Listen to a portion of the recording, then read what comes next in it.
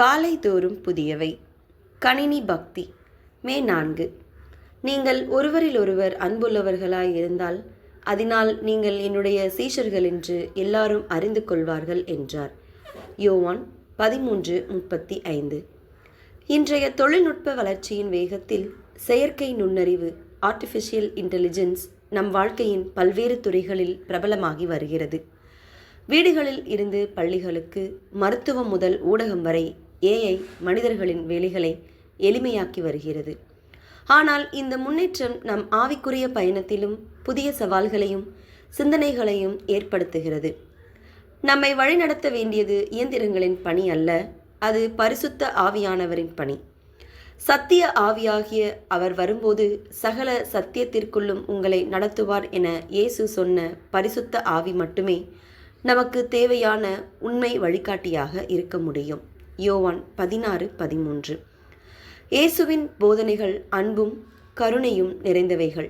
யோவான் 13:34-35. ஆனால் உணர்வுகளும் உறவுகளும் இல்லாத இயந்திரங்கள் அந்த அன்பையும் ஆதரவையும் உணர முடியாது என்பதை நாம் அறிந்திருக்க வேண்டும். ஏஐ, இயேசு போன்ற உருவங்கள் ஆவிக்குரிய ஆலோசனைகளுக்கு பயன்படுத்தப்படும் போது அவை உண்மையான பரிசுத்த அனுபவத்தை வழங்க முடியுமா என்பது கேள்விக்குரியது. தாவீது சங்கீதம் 119:105 சொன்னது போல, தேவனின் வார்த்தை மட்டுமே நம்மை உண்மையாக வழிநடத்தக்கூடியது. தொழில்நுட்பம் ஒரு பக்கம் அறிவை வழங்கலாம், ஆனால் அது ஆவிக்குரிய ஒளியை நமக்கு கொடுக்க முடியாது. ஏனெனில் செயற்கை நுண்ணறிவில் பரிசுத்த ஆவி இல்லை. தொழில்நுட்பம் நம் வாழ்க்கையை எளிதாக்கலாம், ஆனால் பக்தி என்பது ஒரு உள் மனநிலை. அது இயந்திரத்தின் செயற்பாடுகளால் வருவது அல்ல.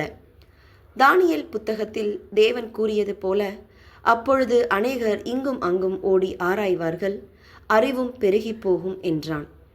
தானியேல் 12:4. இதன் பொருள், அறிவு அதிகரித்தாலும் ஆவிக்குரிய அறிவு பரிசுத்த ஆவியின் ஒளியிலேயே வளர வேண்டும் என்பதையே எடுத்து உரைக்கிறது. என்றாலும் நம் தேவன் நமக்கு கொடுத்த அறிவையும் விவேகத்தையும் உபயோகிக்க நாம் அழைக்கப்படுகிறோம்.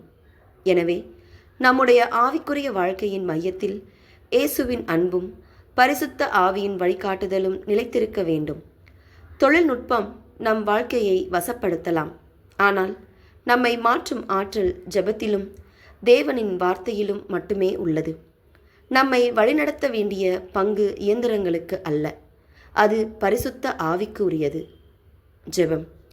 ஆண்டவரே, எங்களது ஆவிக்குரிய வாழ்க்கை தொழில்நுட்பத்தின் வேகத்தை வெல்ல உதவி அருளும். ஆமீன்.